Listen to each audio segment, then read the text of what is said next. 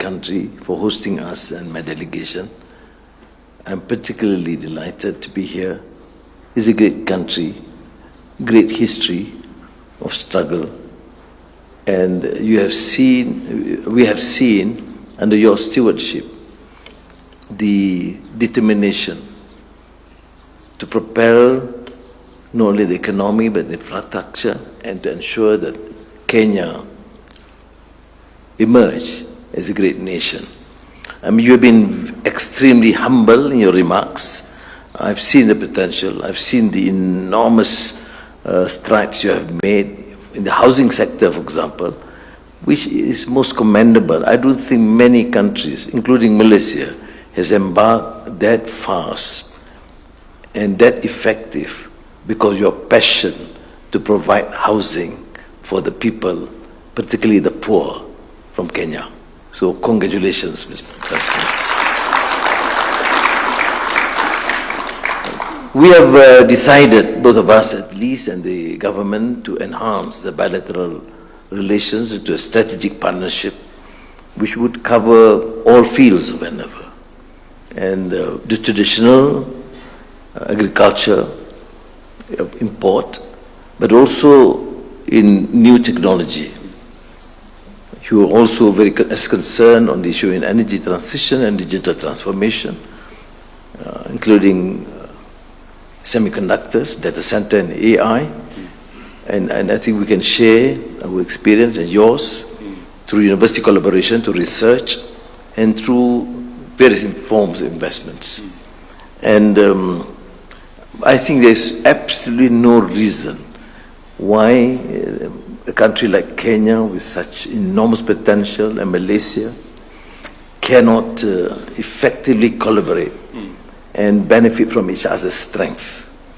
We have been, both have been ex-colony of the West, and it's time that we emerge as a forceful voice, but beginning with, of course, the management of our own country, our economy, our governance, and you see, with clarity of purpose and policies. And I, therefore, must express my profound regards and appreciation for your single determination. You are tough.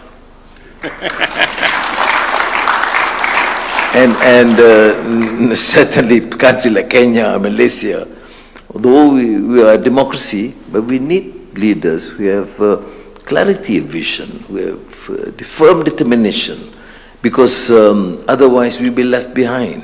And you, President, I'm particularly not only excited but assured meeting you and looking at this country. And of course, the advantage of visits like this is that you prepare, you learn, relearn the new ventures, the new initiatives. And I have great belief that Kenya will be one of the stars in Africa. And I'm therefore, on behalf of my colleagues in Malaysia and the people of Malaysia, not only in expressing my profound thanks to you, but to assure you that we will have to execute this. And I've given my assurance that prior to your visit, which is not going to be too late, maybe early next year, and we will make sure that some of the broad parameters and execution of the decisions must be made earlier. December, January, February, we still have a few months. But we must showcase that we can do it. And listening to you and looking what we have done in this country, I believe that we can showcase to the world that the collaboration of countries can affect change and will benefit immensely the welfare of their people. On international issues, again, I mean, we share a common position. No amount of hectoring about human rights and democracy by those in power of the West can change a position that there is hardly any democratic tradition or process even in the United Nations. I mean, this is a misnomer, is a contradiction in terms. So we have been calling for that, and I believe certainly is a new Africa. Africa is no longer a colony.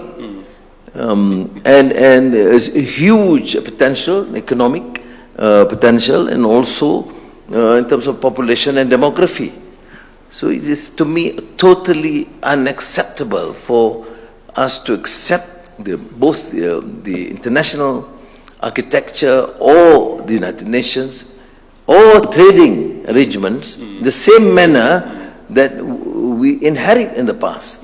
We are a new voice, asserting our confidence. And I, of course, will continue to support and assure you that our commitment is beyond these exhortations, but we'll do whatever is necessary to make sure that justice prevails.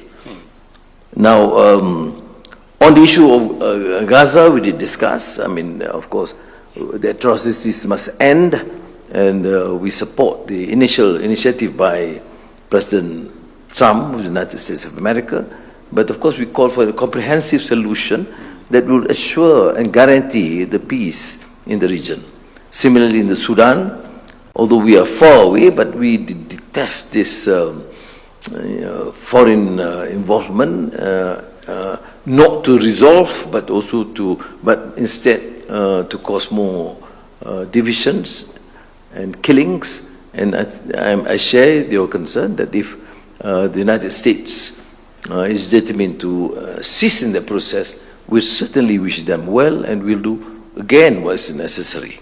Now, similarly, some of the other countries, Congo, for example, in Africa, and I admire your tenacity to participate in this process, because we need a peaceful region. And if I may conclude by saying that we are fortunate in Malaysia because we're in the ASEAN region, relatively the most peaceful in the world. Well, there are some skirmishes here and there, but certainly it is considered to be one of the most peaceful regions. And all these countries, all my neighbors, all focus on transformation, on effecting changes, and therefore it has become, right now, the most, in terms of economic progress, the fastest growing economy in the world. And Africa has that potential, and we are not just, this is not just a normal diplomatic engagement. I mean, President, you are able to charm us from Malaysia. And I consider this a great visit, short but very meaningful, and we have forged this friendship based on trust and confidence, and I will do whatever is necessary to make sure that we affect the change and decisions that we have made. Thank you again. Thank you very much. Thank you very much. And just to announce that we have a new tea ambassador, Kenyan tea ambassador in Malaysia.